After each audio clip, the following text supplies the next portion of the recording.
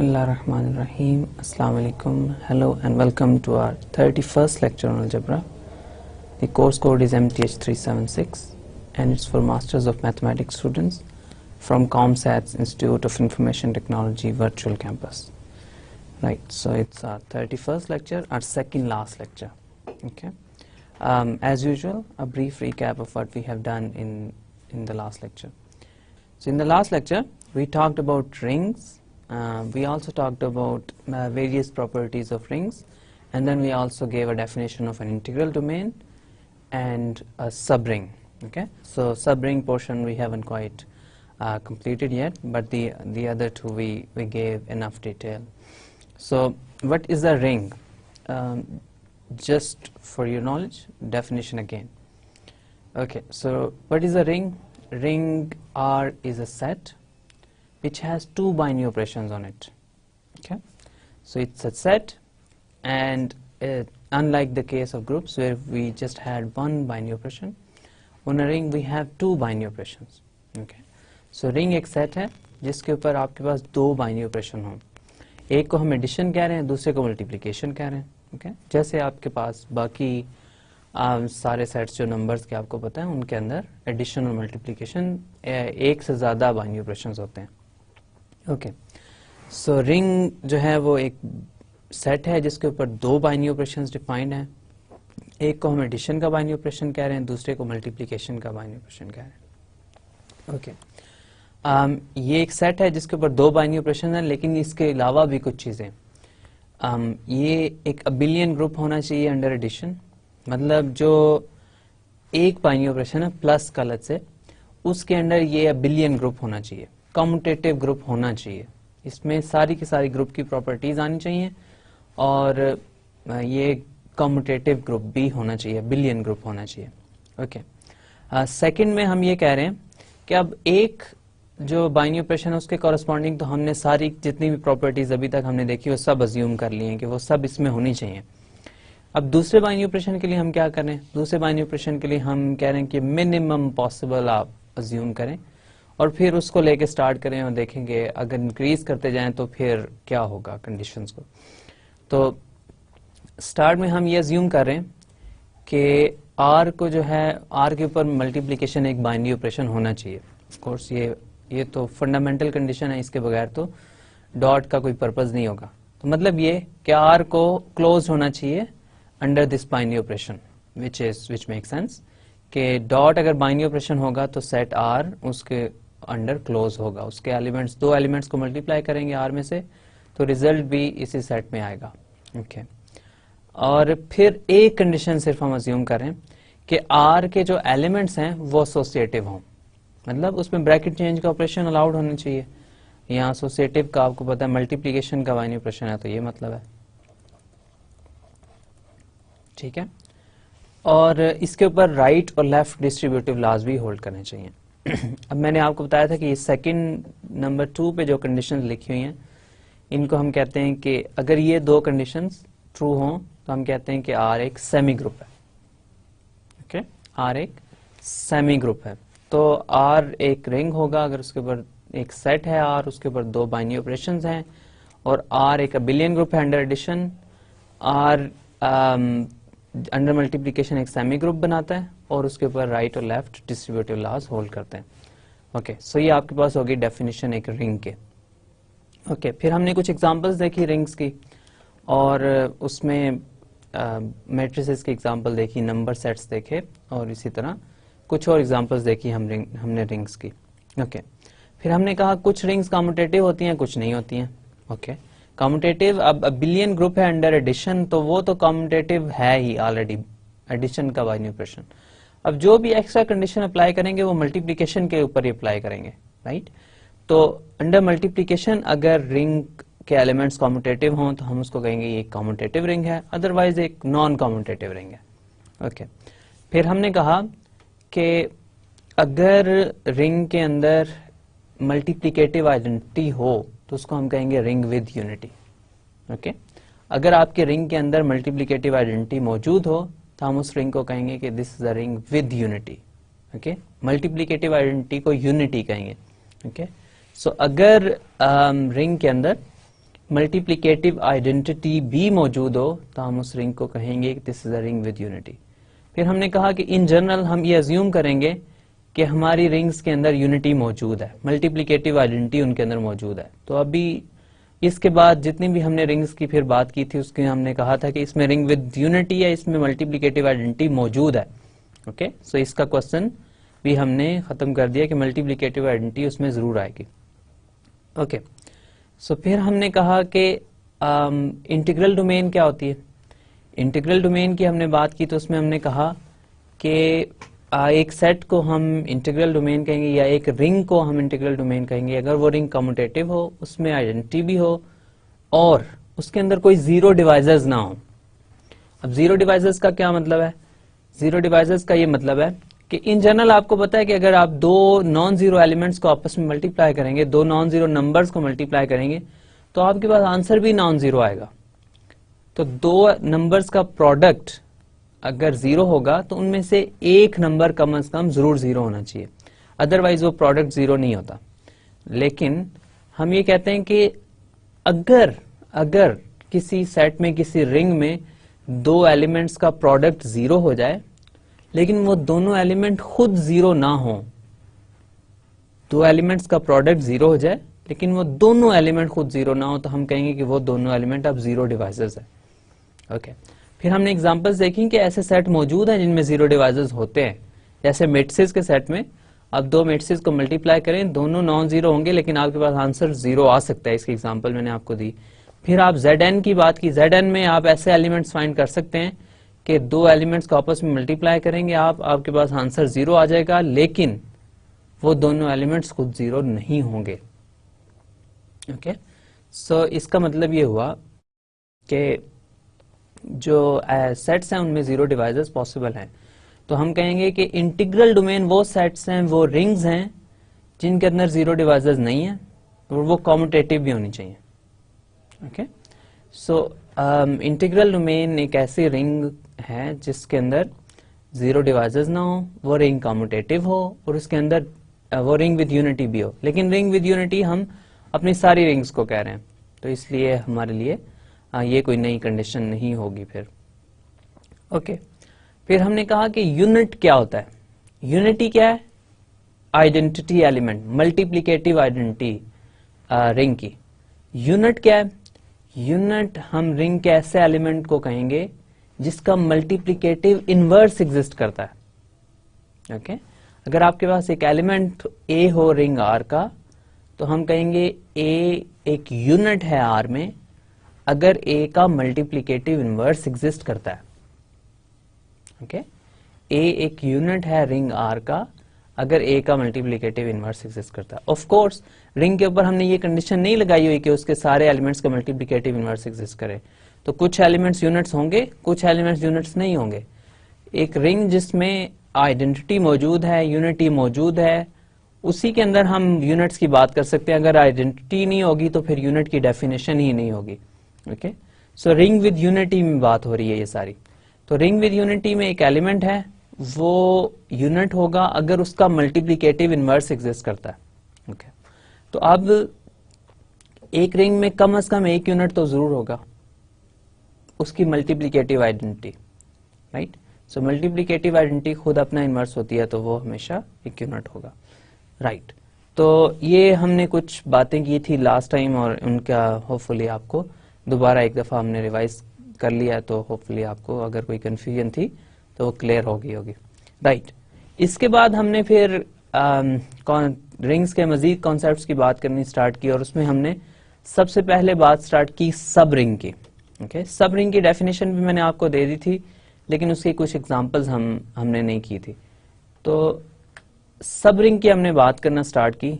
अब सब रिंग क्या है इसको हम एक दफा दोबारा देख लेते हैं और फिर इसकी कुछ एग्जांपल्स हम देखते हैं, राइट। तो सब रिंग क्या था हमारे पास, अगर if R is a ring and S is a non-empty subset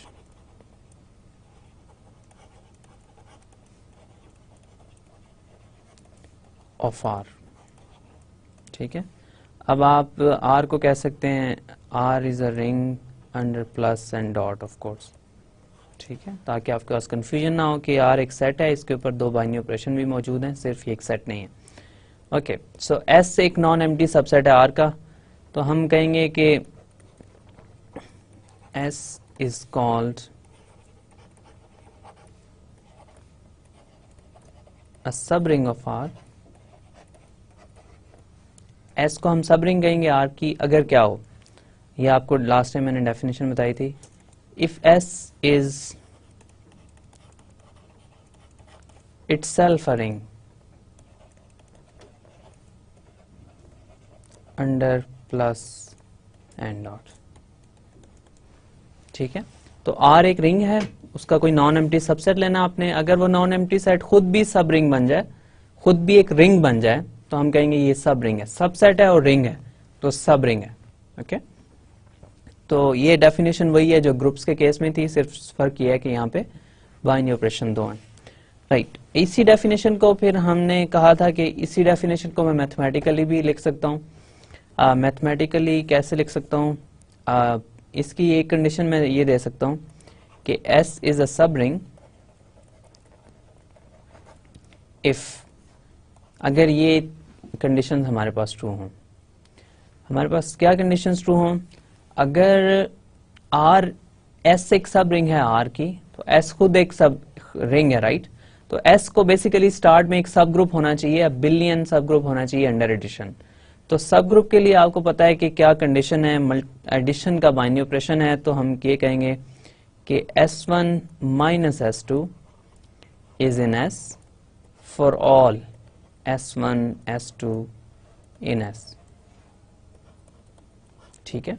तो ये आपके पास पहली कंडीशन है। ये कंडीशन क्या प्रूव करेगी कि S एक सब ग्रुप है अंडर एडिशन, एक अबिलियन सब ग्रुप है under addition of R, right.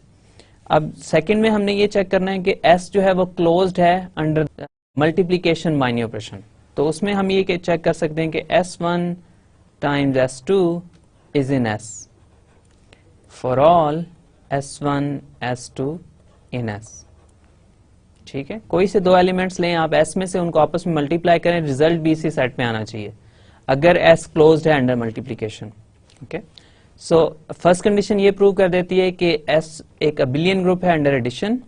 Second condition ये प्रूव कर देती है कि S जो है वो क्लोज्ड है अंडर मल्टीप्लिकेशन। थर्ड कंडीशन में हम ये चेक करेंगे कि अगर आइडेंटिटी एलिमेंट जो है, वन आइडेंटिटी एलिमेंट है, मल्टीप्लिकेटिव आइडेंटिटी है R की, तो वन जो है वो S में भी मौजूद होना चाहिए। ओके, सो अगर R के अंदर मल्टीप्लिकेटिव आइडेंटिटी है तो S के अंदर भी होनी चाहिए, वो उसकी सब रिंग है तो वो भी सब रिंग विद यूनिटी होनी चाहिए, और वही आइडेंटिटी एलिमेंट आएगा क्योंकि आइडेंटिटी एलिमेंट हमेशा यूनिक होता है, एक से ज्यादा नहीं हो सकते। तो उसी में से सारे एलिमेंट्स आ रहे हैं तो आइडेंटिटी एलिमेंट भी उसी में से आना चाहिए, तो एक ही आइडेंटिटी एलिमेंट है, वही आइडेंटिटी एलिमेंट S में मौजूद होना चाहिए अगर S एक सब रिंग है, राइट। तो अब ये आपके पास डेफिनेशन आ गई सब रिंग की, तो आपने मतलब ये तीन कंडीशंस अगर चेक कर लेंगे किसी भी सबसेट के लिए, किसी भी non empty subset S of R के लिए, अगर ये तीनों कंडीशंस ट्रू होंगी तो हम कहेंगे वो सबसेट एक सब रिंग है। अब आप इसमें से ये क्वेश्चन कर सकते हैं शायद कि अब ये फर्स्ट कंडीशन जो है, ये हमने कंडीशन लास्ट टाइम हम जब देख रहे तो ये इसलिए कंडीशन थी कि अगर S एक सबसेट है एक ग्रुप R का, तो अगर ये कंडीशन हम चेक कर लेते हैं तो वो सब ग्रुप हो जाएगा, राइट। अब यहाँ पे हम ये प्रूव करना चाह रहे हैं वो अबिलियन ग्रुप है, सिर्फ हम ये नहीं प्रूव करना चाह रहे कि वो जस्ट एक सब ग्रुप है, उसमें एक एक्स्ट्रा प्रॉपर्टी है वो ये कि वो एक अबिलियन ग्रुप भी होना चाहिए। अब इससे अबिलियन ग्रुप की प्रॉपर्टी कैसे मिलेगी, कंडीशंस कैसे मिलेगी हमें, वो इस तरह मिलेगी कि R एक अबिलियन ग्रुप है अंडर एडिशन, S के सारे एलिमेंट्स R में से आ रहे हैं, राइट। तो अगर R के सारे एलिमेंट्स कम्यूटेटिव हैं एक दूसरे के साथ, तो S के भी एलिमेंट्स उसी में से आ रहे हैं तो वो भी एक दूसरे के साथ कम्यूटेटिव होंगे, तो ये इनहेरिटेंस प्रॉपर्टी है जो S इनहेरिट करेगा R से। ओके, इसी तरह सेकंड कंडीशन आपको ये बताती है कि S जो है वो क्लोज्ड है अंडर मल्टीप्लिकेशन, डायरेक्टली आपको ये नहीं बता रही कि S के एलिमेंट्स जो हैं एसोसिएटिव भी हैं अंडर मल्टीप्लिकेशन, लेकिन फिर सेम रीजन है कि S के सारे एलिमेंट्स R में से आ रहे हैं, तो R के सारे एलिमेंट्स एसोसिएटिव हैं, तो S ये प्रॉपर्टी R में से इनहेरिट करेगा क्योंकि S के सारे एलिमेंट्स R में से आ रहे हैं। ओके, और फाइनल प्रॉपर्टी तो क्लियर है कि जो आइडेंटिटी एलिमेंट है R के अंदर वो यूनिक आइडेंटिटी है। ओके, तो अगर R एक रिंग है विद यूनिटी तो सब रिंग भी रिंग होगी विद यूनिटी, तो वही एलिमेंट जो आइडेंटिटी एलिमेंट R के अंदर मौजूद है वही एलिमेंट S के अंदर भी मौजूद होना चाहिए। ओके, सो ये तीन कंडीशंस है हमारे पास सब रिंग की। अब इसकी कुछ एग्जांपल्स हम देखते हैं। आप कोई रिंग लें, रिंग से स्टार्ट करें, लेट्स से Z, ठीक है, रिंग है आपके पास Z, इसकी कुछ सब रिंग्स हमने ढूंढनी है। ओके, सो इसके लिए एक अच्छी प्रैक्टिस आई थिंक ये होती है कि आपको पता है कि Z एक एडिटिव अबिलियन ग्रुप है। हमने ग्रुप थ्योरी का कोर्स अभी फिनिश किया, ग्रुप थ्योरी का पार्ट अभी फिनिश किया, उसमें हमने Z को एज अ ग्रुप लिया था, उसके सब ग्रुप्स फाइंड किए थे। तो I think it's a nice practice कि आप उन सब ग्रुप्स को लें और देखेंगे उनमें से कौन से अब रिंग्स बनते हैं, सब रिंग्स बनते हैं।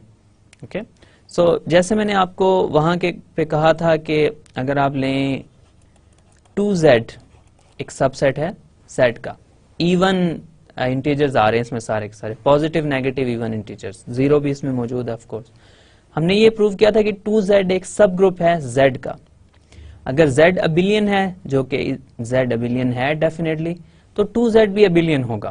ओके, सो हमें ये क्लियरली पता है कि 2Z इज एन अबिलियन सब ग्रुप, मैं कहूंगा, ऑफ Z। ठीक है, ये एक सबसेट है और ये खुद एक अबिलियन ग्रुप है, राइट। सो ये हम पहले ही चेक कर चुके हैं। सेकंड, हम फिर इसमें मल्टीप्लिकेशन आपको पता है Z में कैसे डिफाइंड है। तो अगर ये हमारा सेट 2Z क्लोज्ड होगा अंडर मल्टीप्लिकेशन, तो हमारे लिए हम ये चेक कर लेंगे कि S जो है वो एक सेमी ग्रुप है, एक सेमी ग्रुप है अंडर मल्टीप्लिकेशन। एसोसिएटिव प्रॉपर्टी जो है वो Z में से इनहेरिट हो रही है। ओके, सो इसके अगर आप दो एलिमेंट्स लें, उनको आपस में मल्टीप्लाई करें, तो एक एलिमेंट लेट्स से 2x है इसमें से, और एक एलिमेंट है 2y। दो एलिमेंट्स लिए, कोई से दो एलिमेंट है, x और y, कोई सा आप इंटीजर ले सकते हैं, तो ये कोई फिक्स एलिमेंट्स नहीं है, कोई से दो एलिमेंट्स हैं 2Z के अंदर। इनको आपस में मल्टीप्लाई किया आपने, आपके पास आंसर आ गया 4 टाइम्स xy। ओके, अब 4 टाइम्स xy को आप लिख सकते हैं 2 into 2 times xy, right. Okay, अब x और y दो एलिमेंट्स हैं इंटीजर्स के Z के अंदर, राइट। यही इसी तरह सेट डिफाइन हो रहा है ना कि इस सेट में कैसे एलिमेंट्स हैं, 2 टाइम्स लेट्स से x एक एलिमेंट है इंटीजर्स के सेट में से। x भी एक इंटीजर का एलिमेंट है, y भी एक इंटीजर्स का एलिमेंट है। x और y को आपस में मल्टीप्लाई करूंगा तो रिजल्ट भी एक इंटीजर आएगा। ओके, क्योंकि इंटीजर्स एक रिंग है, तो अगर उस रिंग के दो एलिमेंट्स को आपस में मल्टीप्लाई करूंगा तो रिजल्ट भी इसी सेट में आएगा, अदरवाइज Z फिर रिंग नहीं होगी। तो x और y को आपस में मल्टीप्लाई किया, इंटीजर्स का एलिमेंट आया। फिर ये रिजल्ट जो भी है, इसको अगर मैं 2 से मल्टीप्लाई करूंगा तो फिर भी एक इंटीजर ही आएगा। इसको अगर आप एग्जांपल से देखना चाहें तो अब लेट्स से मेरे पास है 2 इंटू 4 इंटू 5। ओके, अब 4 को 5 से आपस में मल्टीप्लाई करूंगा तो मेरे पास आ जाएगा 20। अब 4 एक इंटीजर है, 5 एक इंटीजर है, इन दोनों को आपस में मल्टीप्लाई करूंगा तो मेरे पास आंसर भी एक इंटीजर आएगा। okay. फिर हमने इस इंटीजर 20 को 2 से मल्टीप्लाई करूंगा तो मेरे पास आंसर 40 आएगा। 40 अगेन एक इंटीजर है। ओके, सो इसका मतलब यह है कि ये ब्रैकेट में जो चीज मैंने लिखी हुई है ये एक इंटीजर है, x भी इंटीजर है, y भी इंटीजर है, तो 2 टाइम्स xy भी एक इंटीजर होगा।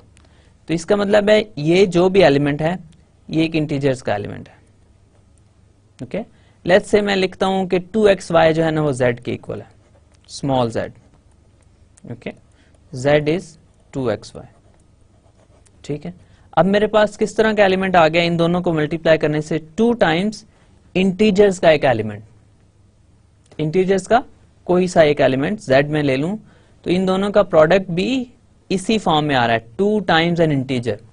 तो इसका मतलब है इन दोनों का प्रोडक्ट जो है 2x टाइम्स 2y जो है वो भी 2z के अंदर मौजूद है। यही हमने प्रूव करना था कि कोई से दो एलिमेंट लें हम इस सेट S में से, जो कि 2z है इस केस में, उन दोनों का प्रोडक्ट भी इसी सेट में होना चाहिए। मतलब ये सेट अंडर मल्टीप्लिकेशन क्लोज्ड होना चाहिए। यही हमने प्रूव कर दिया कि इसके कोई से दो एलिमेंट्स लें आप, उनको आपस में मल्टीप्लाई करें, आपके पास रिजल्ट भी इसी सेट में आएगा। तो हम इससे ये कह सकते हैं कि 2z is closed under multiplication.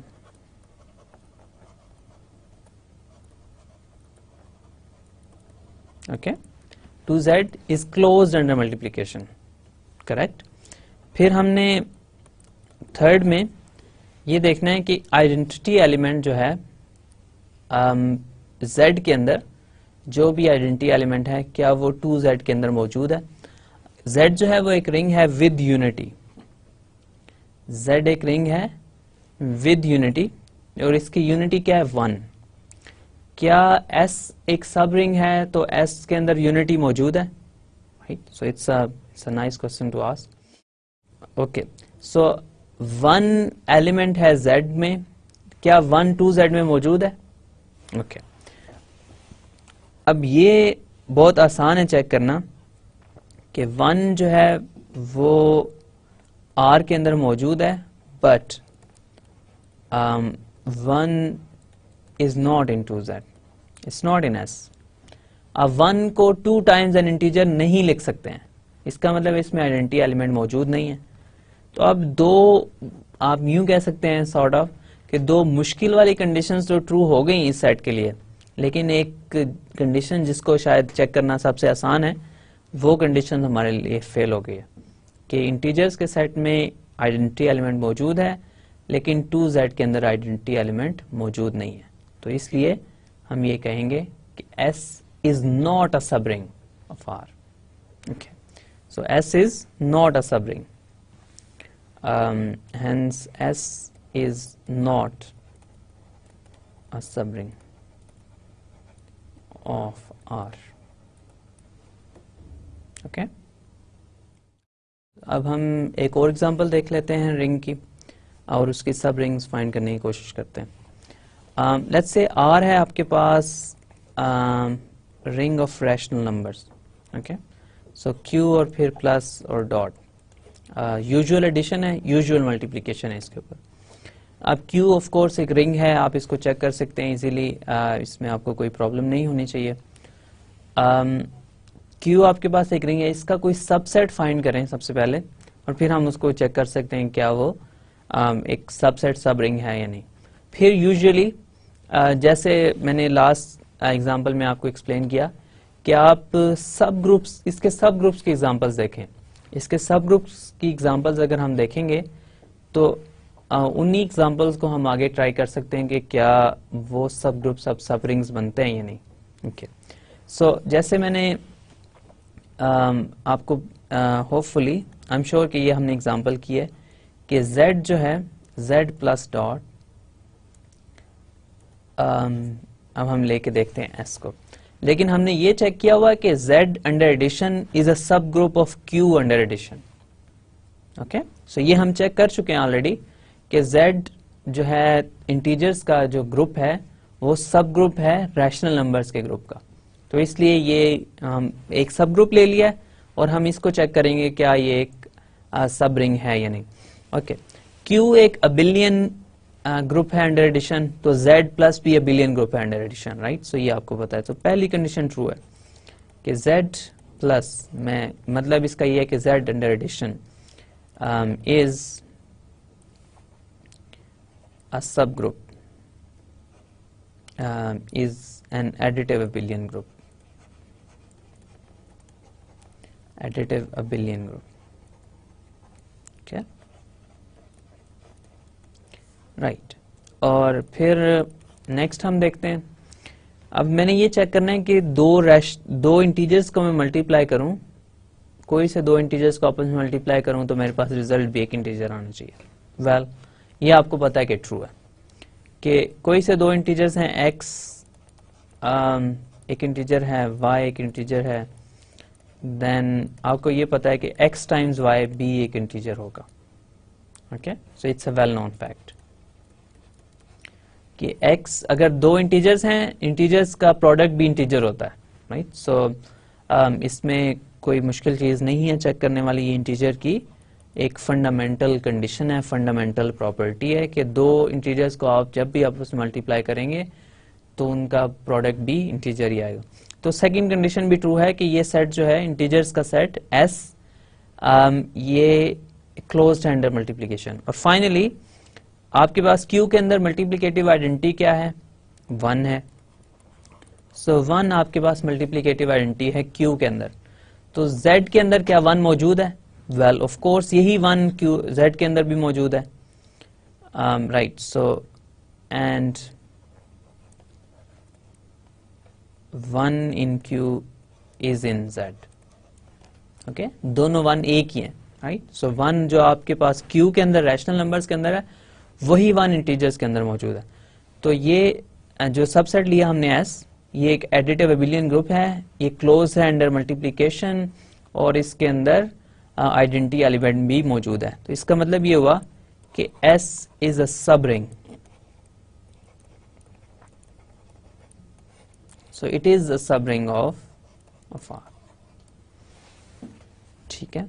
तो आपके पास एक एग्जांपल लास्ट स्लाइड में हमने ये देखी, एक सबसेट लिया वो सब रिंग नहीं बना, फिर हमने अब यहाँ पे एक सेट दिया, सबसेट लिया जो खुद एक सब रिंग बन गया, राइट। सो हमें एक एग्जांपल मिल गई, रैशनल नंबर्स की एक सब रिंग मिल गई। ओके, सो ये काफी ट्रिवियल एग्जांपल थी।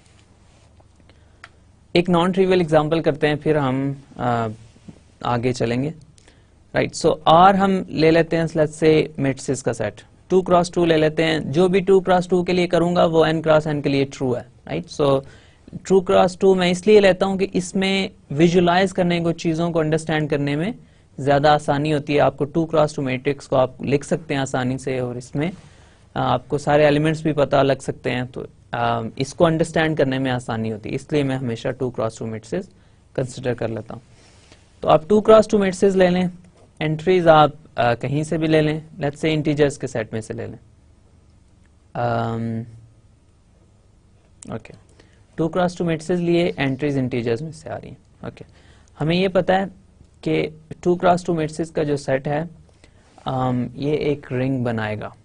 Okay, so R is a ring under R plus dot.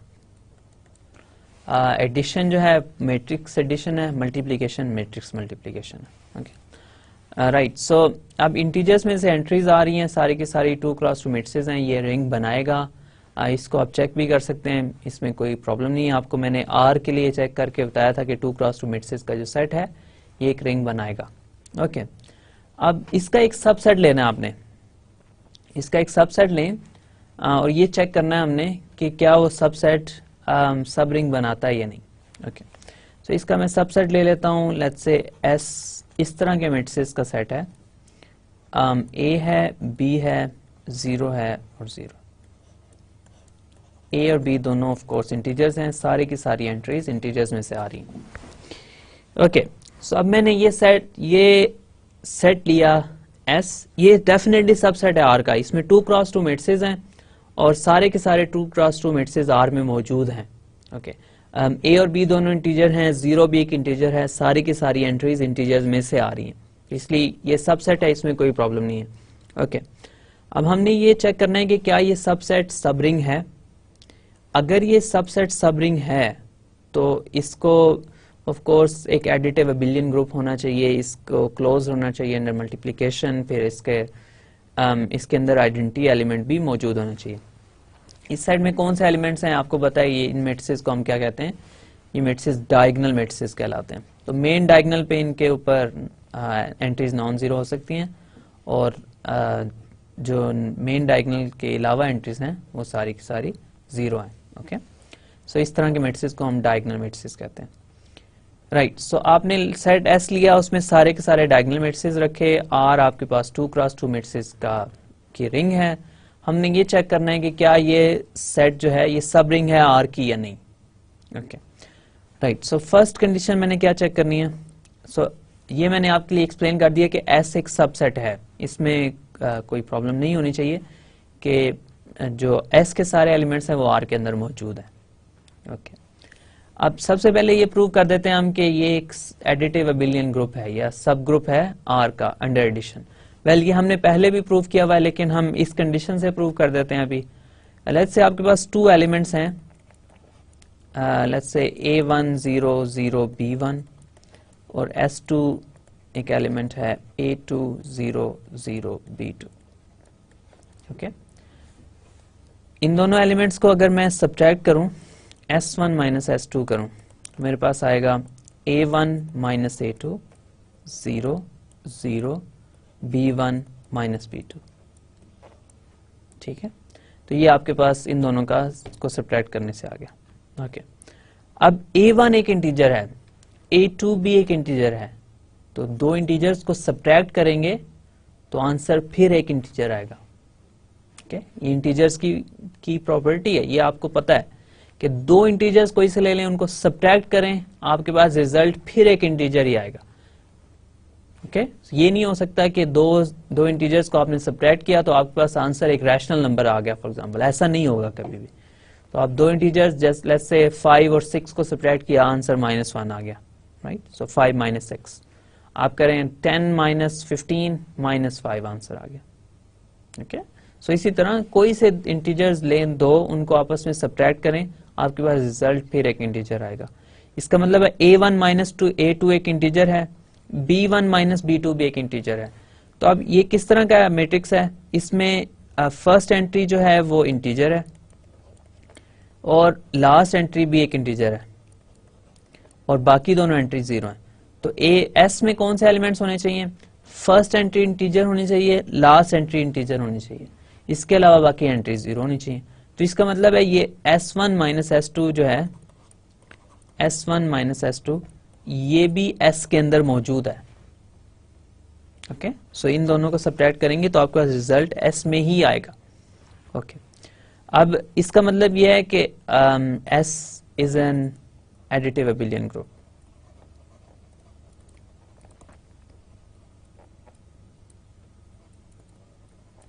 Okay इसमें S सबसेट है एक group additive abelian group 2x2 matrix का, और ये इसको हमने ये कंडीशन प्रूव कर दिया। हमें पता है कि अगर ये कंडीशन ट्रू होगी तो ये एक एडिटिव सब ग्रुप बन जाएगा, एडिटिव अबिलियन सब ग्रुप बन जाएगा, और हेंस ये खुद एक एडिटिव अबिलियन ग्रुप बन गया। ओके अब सेकंड कंडीशन हमने ये चेक करनी है कि S जो है वो क्लोज्ड है अंडर मल्टीप्लिकेशन। अगेन दो एलिमेंट्स मेरे पास S1 और S2 मौजूद है, उन दोनों को अब मल्टीप्लाई करके देख लेता हूँ। राइट इन दोनों एलिमेंट्स को आपस में मल्टीप्लाई करें, मेरे पास आ जाएगा A1 टाइम्स A2, फिर नेक्स्ट मेरे पास आ जाएगा 0, फिर 0 आ जाएगा और B1 टाइम्स B2 आ जाएगा। ओके मैंने कोई से दो एलिमेंट्स लिए इस सेट में से, A1 और A2 कुछ भी हो सकते हैं, B1 B2 कुछ भी हो सकते हैं, इसलिए ये कोई से एलिमेंट्स है, ये फिक्स्ड एलिमेंट नहीं है, ये कोई से एलिमेंट्स हैं, इनमें आप वैल्यूज चेंज करते रहें, आप सब एलिमेंट्स के लिए ये कंडीशंस ट्रू हैं जो हम चेक कर रहे हैं। ओके A1 और A2 दोनों इंटीजर्स हैं, इनका प्रोडक्ट भी एक इंटीजर होगा, फिर B1 और B2 दोनों इंटीजर्स हैं, इनका प्रोडक्ट भी एक इंटीजर होगा। सो फर्स्ट एंट्री जो है ये एक इंटीजर्स की एंट्री है, लास्ट एंट्री भी इंटीजर्स की एक एंट्री है। ओके तो इसका मतलब है डायगोनल पे इंटीजर्स में से एंट्री आ रही हैं और जो डायगोनल से हट के एंट्रीज हैं उन दोनों वो 0 हैं, तो इसका मतलब है ये भी S के अंदर मौजूद है। तो आप सब्ट्रैक्ट करें एलिमेंट्स को, वो भी S के अंदर मौजूद हैं, S एडिटिव अबिलियन ग्रुप है, और S1 टाइम्स S2 कोई से दो एलिमेंट्स अगर S में से लें, उन दोनों का प्रोडक्ट भी इसी सेट में मौजूद है। तो इसका मतलब यह है कि S जो है वो क्लोज भी है under multiplication. Okay, S is close under multiplication. Very good. So हमने दो कंडीशंस प्रूव कर दी, closed under multiplication,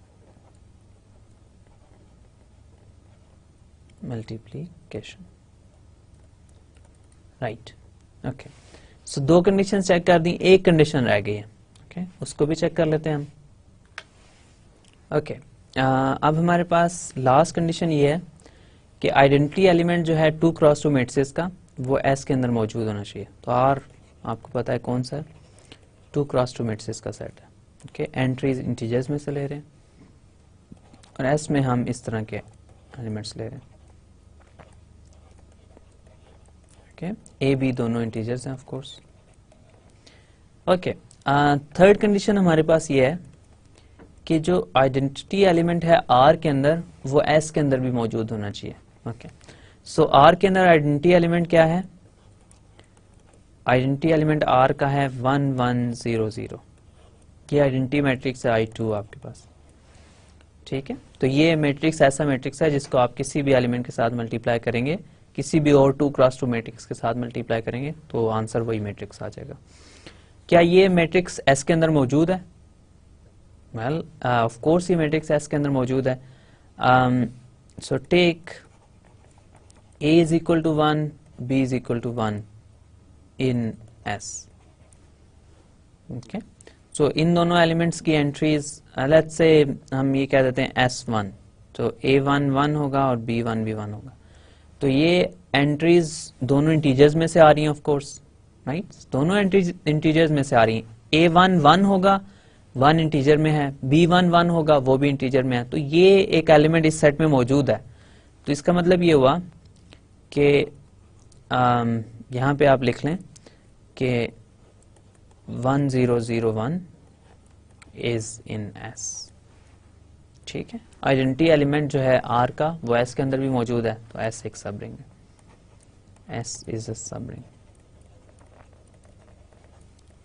of R। ठीक है, ओके, अब ये हमने ये प्रूव कर दिया, फर्स्ट कंडीशन भी ट्रू है, सेकंड भी, थर्ड भी। तो इसका मतलब क्लियरली ये है कि S इज अ सब रिंग ऑफ R। अब ये हमने शो कर दिया। अब एक और एग्जांपल इसी की लेते हैं और देखते हैं कि क्या वो सब रिंग बनेगी या नहीं। ओके, अब R मैंने ले लिया मैट्रिसेस का सेट जिसमें सारे 2 क्रॉस 2 मैट्रिसेस हैं, एंट्रीज इंटीजर्स में से आ रही हैं। और S में फिर लेता हूं अब A in R such that determinant of A is let's say not equal to 0. Okay. अब A S में किस तरह के एलिमेंट्स हैं? A एक 2 क्रॉस 2 मैट्रिक्स है जिसका डिटर्मिनेंट नॉन जीरो है। ओके, सो सारे के सारे वो मैट्रिसेस जिनका डिटर्मिनेंट नॉन जीरो है वो इस सेट S के अंदर मौजूद है। ओके, कोई सा भी non zero determinant, for example identity element इसमें मौजूद है। आप अगर लें 1 0 0 -2, इसका डिटर्मिनेंट -2 है, तो ये भी इसमें मौजूद है। कोई सा एलिमेंट जिसका डिटर्मिनेंट बस नॉन जीरो होना चाहिए वो इस सेट के अंदर मौजूद होगा। ओके, तो मैं ये शो करना चाह रहा हूं कि S एक सब रिंग है R की। ओके, अगर मैं ये शो करना चाह रहा हूं तो ऑफ कोर्स इसको एक एडिटिव अबिलियन ग्रुप होना चाहिए। फिर इसके अंदर ये क्लोज्ड होना चाहिए अंडर मल्टीप्लिकेशन और इसके अंदर आइडेंटिटी एलिमेंट भी मौजूद होना चाहिए R का।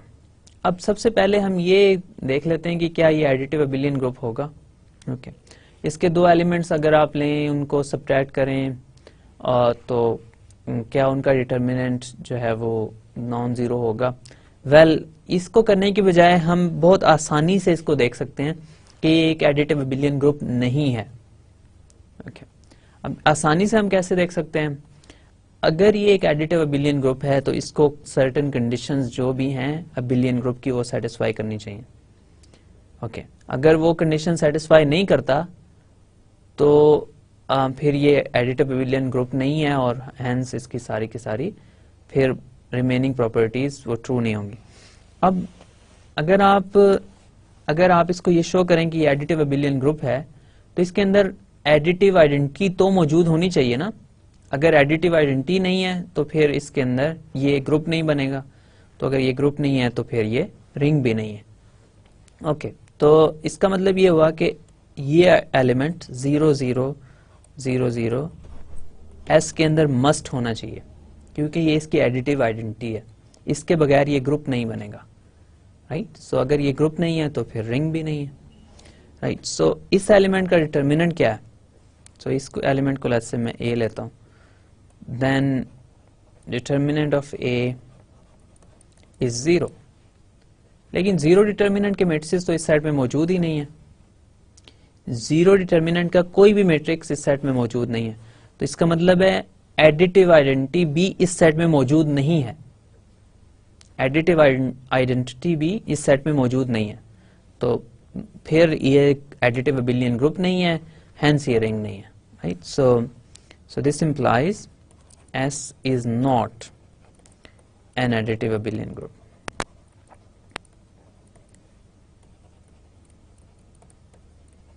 Okay, and hence S is not a subring.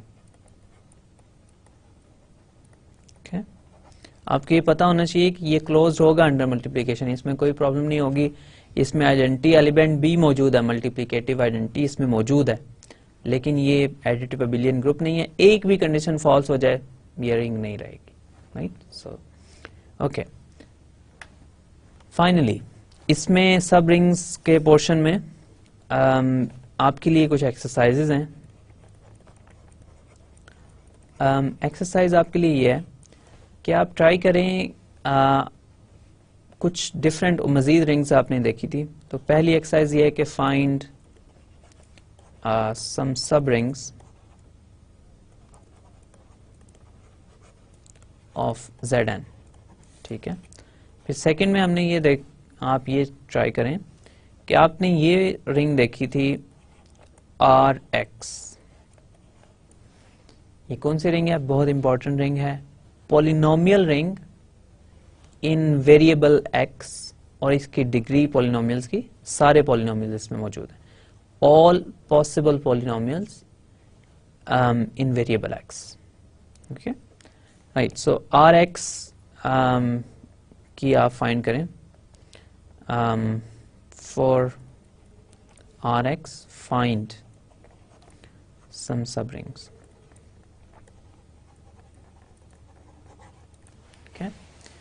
Right, सो इसके लिए भी आप ये शो करें कि कुछ मजीद इसकी भी सब रिंग्स फाइंड करें, राइट। इसके अलावा आपने एक और आपके पास सब रिंग है, सॉरी रिंग है R रियल नंबर्स की, अंदर प्लस डॉट।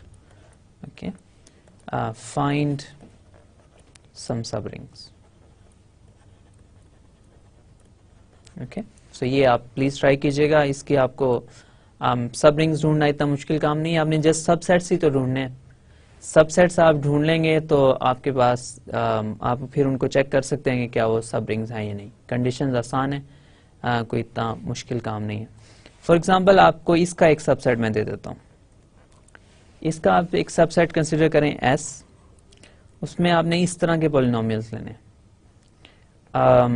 सो R के अंदर पॉलिनोमियल्स हैं, let's say a0 plus a1x plus a2x square plus a3x cube plus so on, right. So ये चलते जा रहे हैं, इसकी सारी की सारी इंटीजर पावर्स हैं, positive integer, non negative integer powers.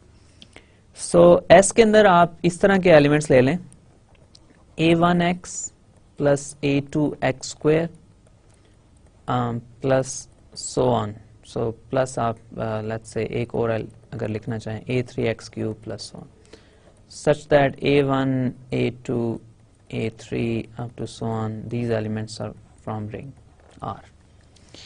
Okay, so अब इनको कंपेयर करें, आप कंपेयर करें R के एलिमेंट्स के साथ, तो आपको इसमें नजर आएगा a0 plus a1x plus a2x square plus so on, right. So इन दोनों एलिमेंट्स में क्या डिफरेंस है?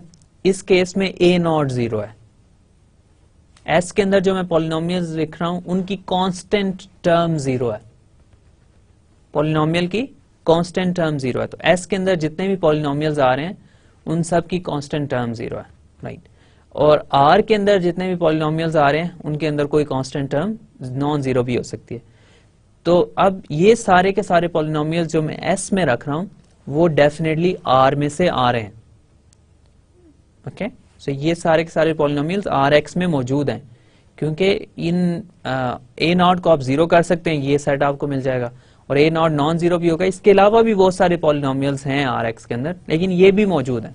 तो S इज अ सबसेट। अब आपने ये शो करना है कि क्या ये एक सब रिंग है या नहीं। इसके अलावा बहुत सारे सबसेट्स आप बना सकते हैं R के, कुछ कंडीशंस अप्लाई करनी पड़ेंगी, इतना मुश्किल नहीं है। तो आपने उन सब को लेके चेक करना है फिर कि क्या ये सारे के सारे अब सब रिंग्स बनती हैं या नहीं। ओके, सो हमने सब रिंग्स का कॉन्सेप्ट डिफाइन किया और उसकी कुछ एग्जांपल्स हमने देख लिए हैं और कुछ एक्सरसाइजेज आपके लिए। अब हम थोड़ा आगे एक्सटेंड करते हैं अपने कॉन्सेप्ट्स को। हमारे पास रिंग थी, उसका सब रिंग हमने फाइंड की, ग्रुप था, उसका सब ग्रुप फाइंड किया, और फिर एग्जांपल्स देखी बहुत सारी ग्रुप्स की और सब ग्रुप्स की। लेकिन उसके बाद जो फंडामेंटल कॉन्सेप्ट ग्रुप्स के लिए हमने डिफाइन किया था वो ये था कि अगर आपके पास एक से ज्यादा ग्रुप्स हों तो उनका आपस में क्या रिलेशन होगा। okay? आपके पास एक ग्रुप G1 है, एक ग्रुप G2 है, उन दोनों का आपस में क्या रिलेशन है। फिर हमने कहा रिलेशन जो मैथमेटिक्स की टर्म में फंक्शंस होते हैं एक सेट से दूसरे सेट के ऊपर, तो फिर हमने उस फंक्शन के ऊपर एक कंडीशन एडिट लगाई, तो हमने उसको कहा कि ये होमोमॉर्फिज्म जो है वो हमें बताता है ग्रुप्स के दरमियान में रिलेशन। ओके, सो इसी कॉन्सेप्ट को होमोमॉर्फिज्म बिटवीन ग्रुप्स हमने डिफाइन किया। होमोमॉर्फिज्म बिटवीन रिंग्स क्या होंगे? दो रिंग्स हैं, दो रिंग्स के दरमियान आपस में क्या रिलेशन होगा, वही क्वेश्चन है अब रिंग के लिए पूछ रहे हैं कि अगर हमारे पास दो रिंग्स हों R1 और R2, उन दोनों में आपस में कोई रिलेशन है, अगर है तो वो कैसे डिफाइन करेंगे और वो क्या रिलेशन हो सकता है। ओके, अब इसकी हम बात करते हैं। रिंग होमोमॉर्फिज्म क्या है? जिस तरह मैंने ग्रुप की डिस्कशन को हम लेके चले थे, ग्रुप की डिस्कशन में हमने कहा दो सेट्स हैं, उनके ऊपर एक एक बाइनरी ऑपरेशन है, सेट्स का आपस में रिलेशन होना चाहिए, बाइनरी ऑपरेशंस का आपस में रिलेशन होना चाहिए। ओके, सेम डिस्कशन यहाँ पे है कि सेट्स का रिंग्स हैं तो रिंग्स के अंदर सेट्स हैं, दो बाइनरी ऑपरेशंस हैं, सेट्स का आपस में रिलेशन होना चाहिए, एडिशन जो दोनों सेट्स के ऊपर डिफाइन हो रही है वो आपस में रिलेटेड होनी चाहिए, और मल्टीप्लिकेशन दोनों सेट्स के ऊपर डिफाइन हो रही है वो भी आपस में रिलेटेड होनी चाहिए। ओके, सो ये हमारे पास रिंग होमोमॉर्फिज्म का अगर हम एक्सटेंड करें कॉन्सेप्ट ग्रुप होमोमॉर्फिज्म से तो कुछ इस तरह की सेंस बनती है। ओके, अब इसी डेफिनेशन को मैं फॉर्मल करता हूं, वही डेफिनेशन है, उसमें आपके पास एक बाइनरी ऑपरेशन का रिलेशन ऑलरेडी मौजूद है। अब नेक्स्ट बाइनरी ऑपरेशन का रिलेशन भी अगर हम डाल दें तो हमारे पास होपफुली डेफिनेशन बन जाएगी रिंग होमोमॉर्फिज्म की। ओके, सो अब आपके पास let's say let R1 let's say plus dot and R2 plus dot। अब प्लस डॉट मैंने दोनों केसेस में लिख दिया है। एडिशन और मल्टीप्लिकेशन हमारे यूजुअल ऑपरेशंस है जो हम लेते हैं, लेकिन इन दोनों के ऊपर बाइनरी ऑपरेशंस का सेम होना जरूरी नहीं है। R2 के अंदर डिफरेंट बाइनरी ऑपरेशंस हो सकते हैं, लेकिन अब हम दो बाइनरी ऑपरेशंस इन जनरल लिख रहे हैं। आपको मतलब एक डेफिनेशन हमने दे दी, फिर बाइनरी ऑपरेशंस कुछ भी आए वही यूज करेंगे और उसके लिए डेफिनेशन ये एक्सटेंड हो जाएगी, जैसे हमने ग्रुप के केस में किया। हर डेफिनेशन मल्टीप्लिकेशन के केस में देते थे, लेकिन जब भी आपके पास बाइनरी ऑपरेशन चेंज होता था हम डेफिनेशन में बाइनरी ऑपरेशन चेंज कर देते थे, हमारे पास उस पर्टिकुलर ग्रुप के लिए डेफिनेशन आ जाती थी।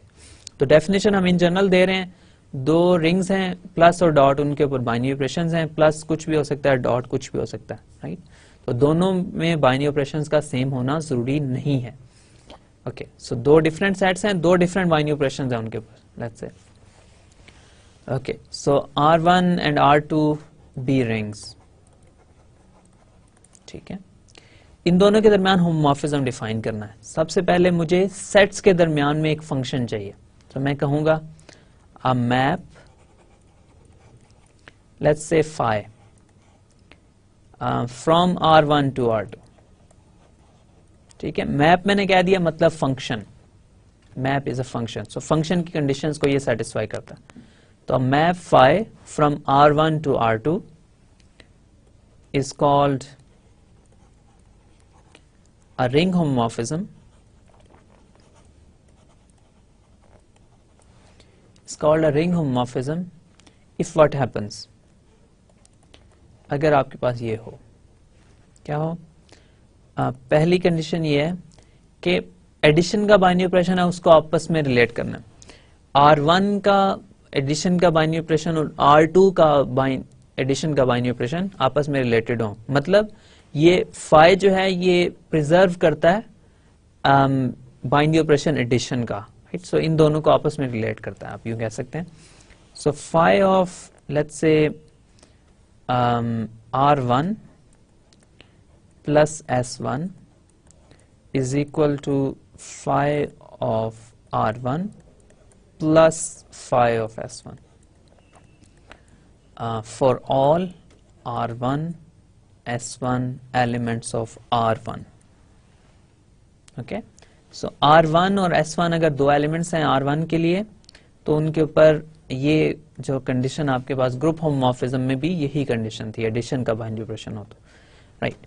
अब हमने बाइनरी ऑपरेशन एडिशन का के लिए हमने ये शो कर दिया, ये हमने कंडीशन अप्लाई कर दी कि ये दोनों बाइनरी ऑपरेशन एडिशन के दोनों सेट्स के आपस में रिलेटेड हैं। अगर R1 एक एलिमेंट है R1 का, कैपिटल R1 का, तो फाई ऑफ R1 R2 का एलिमेंट होगा, क्योंकि फाई एक फंक्शन है R1 से R2 के ऊपर, और इसी तरह फाई ऑफ S1 एक एलिमेंट होगा R2 का। तो ये दोनों एलिमेंट जो हैं ये R2 के हैं। तो अब ये जो एडिशन यहाँ पे यूज हो रही है ये R2 की है, राइट। सो ये बाइनरी ऑपरेशन R1 का है, ये बाइनरी ऑपरेशन R2 का है। आई एम श्योर ये चीजें आप अंडरस्टैंड करते हैं, आपने ग्रुप थ्योरी के केस में इसकी काफी सारी डिटेल देखी थी। ओके, अब सेकेंड हमने कंडीशन इसके ऊपर अप्लाई करनी, सेट्स को रिलेट कर दिया, एक बाइनरी ऑपरेशन को रिलेट कर दिया। अब सेकंड बाइनरी ऑपरेशन को हम रिलेट करते हैं। अब यहाँ पे ये मैंने नीचे डैश लगा दिए प्लस के, तो ये इसको आप प्लस माइनस ना समझिएगा प्लीज, इसको मैं इसलिए अरेज कर देता हूं ताकि आपके लिए कंफ्यूजन ना हो। Okay, right. अब सेकंड कंडीशन में हमने ये देखना है कि मल्टीप्लिकेशन आपस में रिलेटेड होनी चाहिए। दो एलिमेंट्स हैं R1 और S1 R1 के, इनको आपस में मल्टीप्लाई करूं और उनके ऊपर फाई अप्लाई करूं, या पहले फाई अप्लाई कर दूं और फिर मल्टीप्लाई करूं, दोनों बातें सेम है। अब यहाँ पे अगेन ये डॉट यहाँ पे जो यूज हो रहा है ये R1 का बाइनरी ऑपरेशन है। फाई ऑफ R1 R2 का एलिमेंट है, फाई ऑफ S1 R2 का एलिमेंट है, दोनों R2 के एलिमेंट्स आपस में मल्टीप्लाई हो रहे हैं, राइट। सो ये दो कंडीशंस हमने अप्लाई कर दी। ओके, सो हमारे पास रिंग, अगर ग्रुप की डेफिनेशन को एक्सटेंड करें होमोमॉर्फिज्म की, तो रिंग की होमोमॉर्फिज्म की डेफिनेशन जो है यहाँ पे कंप्लीट हो जानी चाहिए। लेकिन एक छोटा सा इसमें प्रॉब्लम है। प्रॉब्लम ये है कि हमने ये देखा था ग्रुप्स के केस में कि होमोमॉर्फिज्म जो है आइडेंटिटी एलिमेंट्स को आइडेंटिटी एलिमेंट के ऊपर मैप करता है, राइट। होमोमॉर्फिज्म आइडेंटिटी एलिमेंट को आइडेंटिटी एलिमेंट के ऊपर मैप करता है, लेकिन यहाँ पे मल्टीप्लिकेशन के केस में ऐसा होना जो है जरूरी नहीं है। ओके, सो हमारे पास ये जरूरी नहीं है। अगर फाई जो है, अगर वन आइडेंटिटी एलिमेंट है R1 का, तो फाई ऑफ वन जो है वो आइडेंटिटी एलिमेंट हो R2 का, राइट। सो इन जनरल ये जरूरी है, इसकी हम यहाँ पे एग्जांपल भी मैं आपको दूंगा नेक्स्ट लेक्चर में इंशाल्लाह, एक एग्जांपल भी दूंगा कि इन जनरल ये ट्रू नहीं है। लेकिन होमोमॉर्फिज्म की डेफिनेशन जो है उसको कंसिस्टेंट रहना चाहिए डिफरेंट कॉन्सेप्ट के अंडर। तो अगर ग्रुप के लिए होमोमॉर्फिज्म आइडेंटिटी एलिमेंट को आइडेंटिटी एलिमेंट के ऊपर मैप करता है, तो रिंग्स के लिए भी करना चाहिए। तो इसलिए हम ये एडिट कंडीशन इसके ऊपर इंस्टिल करेंगे, हम ये मेक श्योर करेंगे कि ये होमोमॉर्फिज्म भी आइडेंटिटी एलिमेंट्स को आइडेंटिटी एलिमेंट के ऊपर मैप करे। तो इसको मेक श्योर करने के लिए हम ये एडिट कंडीशन खुद से दे रहे हैं कि फाई ऑफ मल्टीप्लिकेटिव आइडेंटिटी की बात हो रही है, 1 in R1 should be 1 in S1, sorry R2। 1 in R2. So identity element जो है R1 की, वो आइडेंटिटी एलिमेंट R2 के ऊपर अप्लाई। अब फिर आप ये क्वेश्चन ना प्लीज सोचिएगा कि आइडेंटिटी एलिमेंट रिंग में कहां से आ गया। हमने ये अज्यूम किया हुआ है कि सारी की सारी रिंग्स जो हैं वो विद यूनिटी हैं। ओके, सारी की सारी रिंग्स जो हैं वो विद यूनिटी हैं, उनके अंदर मल्टीप्लिकेटिव आइडेंटिटी हमने अज्यूम किया मौजूद है। ओके, सो ये होमोमॉर्फिज्म की आपके पास डेफिनेशन। ओके, अनफॉर्चुनेटली टाइम हमारे पास काफी कम रह गया, तो मैं अब डेफिनेशन पे ही इसको स्टॉप करता हूँ, इस डिस्कशन को, और नेक्स्ट टाइम एग्जांपल्स आपको देंगे। फिर इंशाल्लाह एक दो और कॉन्सेप्ट, ज्यादा नहीं, एक दो और कॉन्सेप्ट्स रिंग्स के डिफाइन करके, ज़ाहिर है आपका नेक्स्ट लेक्चर लास्ट लेक्चर होगा, तो उसमें हम अपनी डिस्कशन को क्लोज कर देंगे। आइडियली नेक्स्ट लेक्चर जो है वो एक डिस्कशन लेक्चर होना चाहिए, लेकिन हमारी सेटिंग में ये पॉसिबल नहीं है। तो हम रिंग्स के एक दो फंडामेंटल कॉन्सेप्ट्स जो बहुत इंपॉर्टेंट हैं उनकी बात करके हम अपनी जो डिस्कशन है उसको समेट देंगे। मे बी आप किसी लेटर स्टेज के ऊपर रिंग्स के ऊपर आपको एक कंप्लीट कोर्स दिया जाए, सो किसी लेट्स से लेटर डिग्री में या इसी डिग्री में, क्योंकि रिंग जो है, रिंग्स का एक कंप्लीट कोर्स है, उसके अंदर बहुत डेप्थ है और बहुत डिटेल है। सिर्फ पॉलिनोमियल रिंग्स के ऊपर मैंने आपको बताया था कि एक कंप्लीट कोर्स डिजाइन किया जा सकता है। ओके, सो आपके पास होमोमॉर्फिज्म की डेफिनेशन पे ही हम स्टॉप करते हैं। मैं आपके लिए थोड़ा सा हम रिवाइज कर लेते हैं जो आज के हमने टॉपिक्स कवर किए हैं, और फिर इंशाल्लाह हम बाकी डिस्कशन जो है वो नेक्स्ट लेक्चर में ही कंटिन्यू करेंगे। ओके, राइट, सो आज के लेक्चर में हमने क्या किया? आज के लेक्चर में हमने सबसे पहले लास्ट जो कॉन्सेप्ट्स हमने किए थे उनको थोड़ा रिवाइज किया अगेन। रिंग की डेफिनेशन हमने दोबारा देखी, फिर हमने रिंग्स के लिए सब रिंग, जो आज का हमने नया कॉन्सेप्ट है, सब रिंग हमने डिफाइन की, और सब रिंग की डेफिनेशन लास्ट टाइम भी हमने की थी, उसी डेफिनेशन को हमने दोबारा देखा, और फिर हमने सब रिंग्स की बहुत सारी एग्जांपल्स देखी। ओके, सब रिंग्स की जेड के लिए हमने एक एग्जांपल देखी जो सब रिंग नहीं बनती। फिर हमने क्यू की एग्जांपल से स्टार्ट किया। क्यू की एग्जांपल में हमने ये देखा कि जेड जो है एक सब रिंग है क्यू की। ओके, फिर नेक्स्ट हमने ये देखा कि अगर आपके पास रिंग हो मैट्रिसेस की तो उसकी सब रिंग क्या होगी। एक एग्जांपल देखी जो सब रिंग थी, एक एग्जांपल ऐसी देखी जो सब रिंग नहीं थी। फिर मैंने आपको कुछ एक्सरसाइजेस दी जिसमें मैंने आपसे कहा कि आप पॉलिनोमियल रिंग जो हमने डिफाइन की थी, वन वेरिएबल में पॉलिनोमियल रिंग के बहुत सारे और भी वर्जन हैं, लेकिन एक वन वेरिएबल की पॉलिनोमियल रिंग जो है उसकी कुछ सब रिंग्स फाइंड करें, आर की सब रिंग्स फाइंड करें, Zn की कुछ सब रिंग्स फाइंड करें। ओके, फिर हमने नेक्स्ट जो एक डेफिनेशन दी, उस डेफिनेशन में यह था कि अगर आपके पास दो डिफरेंट रिंग्स हैं, उन दोनों का आपस में क्या रिलेशन होगा। ओके, जैसे ग्रुप्स के केस में हमने बात की, तो उन दोनों के आपस में रिलेशन को, जैसे ग्रुप्स के केस में हमने कहा होमोमॉर्फिज्म, तो यहां भी हमने एक होमोमॉर्फिज्म डिफाइन किया, रिंग होमोमॉर्फिज्म। एक मैप है एक रिंग R1 से रिंग R2 पे, सिर्फ मैप नहीं है क्योंकि इसके ऊपर दो बाइनरी ऑपरेशन भी मौजूद हैं रिंग के ऊपर। ये सिर्फ जस्ट सेट होते तो एक मैप इनफ होता, फंक्शन इनफ होता, लेकिन अब इसके ऊपर दो बाइनरी ऑपरेशंस हैं, उनका आपस में क्या रिलेशन है, वो रिलेशन हमने डिफाइन किया कि इन जो अगर प्लस और डॉट बाइनरी ऑपरेशंस हैं दोनों साइड्स के ऊपर, तो phi of let's say R1 plus S1 should be equal to phi of R1 plus phi of S1, और इसी तरह मल्टीप्लिकेशन के केस में भी बाइनरी ऑपरेशंस जो हैं वो प्रिजर्व रहने चाहिए। ओके, राइट, फिर हमने एक और एडिट कंडीशन होमोमॉर्फिज्म के ऊपर ऐड की जो पहले हमारे पास मौजूद नहीं थी। उसकी मैंने आपको थोड़ी एक्सप्लेनेशन दी, लेकिन एग्जांपल जो इसको बहुत क्लियर कर देगी वो इंशाल्लाह हम नेक्स्ट लेक्चर में देखेंगे। एक्सप्लेनेशन ये है कि हमने एक रिजल्ट किया था ग्रुप होमोमॉर्फिज्म के लिए कि ग्रुप होमोमॉर्फिज्म आइडेंटिटी एलिमेंट्स को आइडेंटिटी एलिमेंट्स के ऊपर मैप करता है, लेकिन अनफॉर्चुनेटली अगर हम रिंग के केस में होमोमॉर्फिज्म को डिफाइन करें थर्ड कंडीशन के बगैर, तो ये जरूरी नहीं है कि वो आइडेंटिटी एलिमेंट्स को आइडेंटिटी एलिमेंट्स के ऊपर मैप ही करे। राइट, तो इसकी एग्जांपल हम नेक्स्ट क्लास में देखेंगे।